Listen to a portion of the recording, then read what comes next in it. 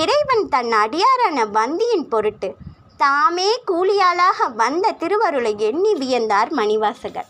மன்னர் பாத ஊரார் பெருமையை நன்கறிந்து அவரை வணங்கி, நற்றவ பெரியீர், தாங்கள் எனக்கு அமைச்சராய் இருந்து எம் குலதெய்வத்தை என் கண்ணார காட்டி அவரை குதிரை சேவகனாகவும் கூலியாளாகவும் வரச் செய்து என் பிறவி மாசை ஒழித்தீர். தாங்கள் என்னை மன்னித்தருள வேண்டும்.